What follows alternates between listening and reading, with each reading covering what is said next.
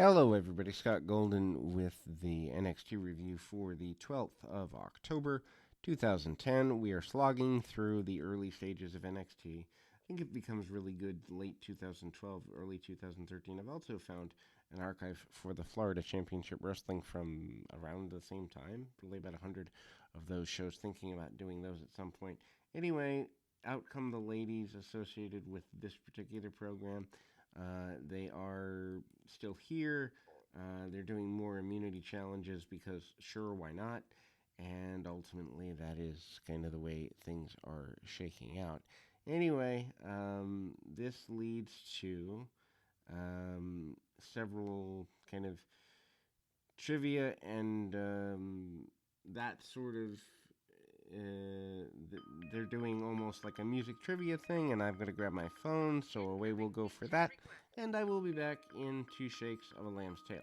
And they do a music theme trivia sort of contest. AJ is incredibly skilled at this particular run, and I mean, I don't know if that's necessarily her skill naturally or whether she was pumped that way. But the fact of the matter is, AJ runs away with that.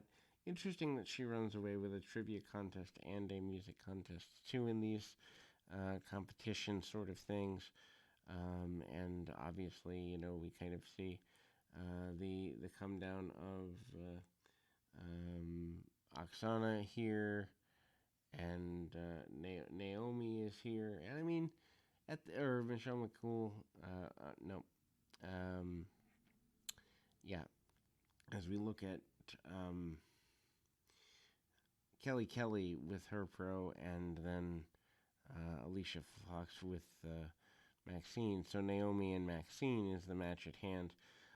Maxine is a good heel from a character standpoint, probably in some ways, in terms of character, better than Naomi was at the time.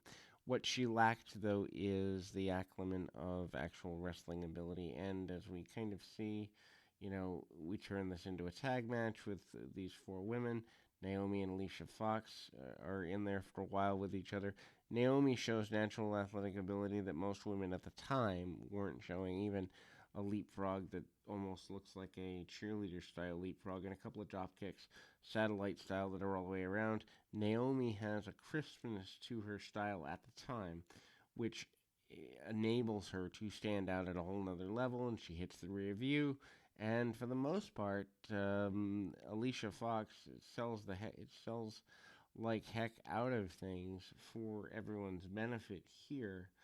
Um, and it's there in a meaningful manner, and ultimately Kelly's on the outside. She's cheering her along. Cut off though by Alicia Fox.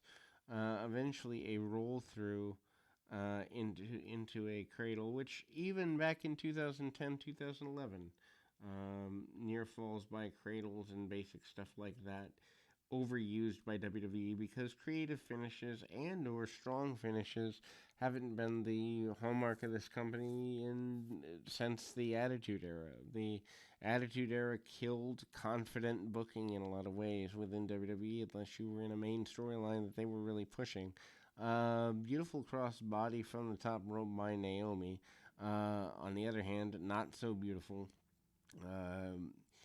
Alicia Fox misses an axe kick that looked horrible in the job of Naomi actually not being experienced enough not to sell it. Finally, they do go back to it, and Alicia Fox follows up and gets the victory. More with the Oksana and Goldust saga. Goldust promises again that she will not be deported. Of course, doesn't that make WWE look bad that they would put someone on TV that could be deported, and we're going to play that out on TV? But ignore that storyline logic for a second, and ultimately kind of there, and Naomi is here, and she's kind of doing some promo stuff, kind of talking a little bit about various people getting up in Caitlin's face, saying Caitlin doesn't know how to wrestle, which, to be fair, would be true in the sense that Caitlin had mentioned earlier in the program on another episode that she, in fact, is challenged, and she's going up and talking about her love of. I mean, basically, we get a promo package where all the women are dissing each other, which I hate because the diss track thing belongs in a promo class behind the scenes, not on national television. If you have people that don't have angles dissing each other, then that means no one really respects each other in general, and it looks bad. We go to a review of Raw. Vicky Guerrero and Caitlyn going at it with each other. Again, kind of the promise is I don't really like you and all of that. Strength test, punch, power sort of thing with the ladies. And I mean, I don't understand this either. It's a carnival game just to make things kind of look interesting or whatever. Naomi coming out ahead on that in that winning another challenge. She's probably won 4 or 5 on the season, so Naomi looks super good. She's getting more charismatic with the fans. They kind of are plugging the upcoming tribute to the troops thing, which I've never, I don't know. I've never been a fan of the whole tribute to the troops thing. Not that the troops don't deserve respect, but the issue is when you're a worldwide company, if you're promoting just the military of your country, you're alienating potentially others who would have conflict with your country. So staying out of the politics of all that makes much more sense. AJ Lee having the unfavorable option of facing Oksana here. Um, and ultimately, things are there.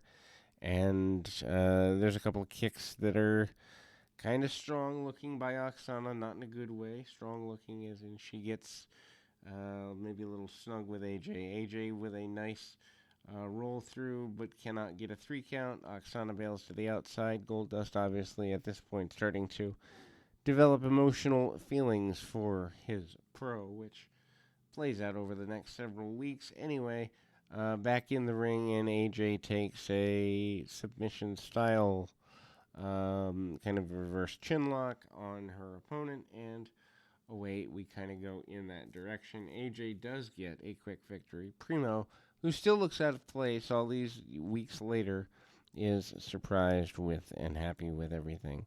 Goldust gets down on one knee and promises Oksana that he will in fact marry her, so she does not need to be deported. And yes, that's the way we go. Out of this particular episode, we will be back with more right after this.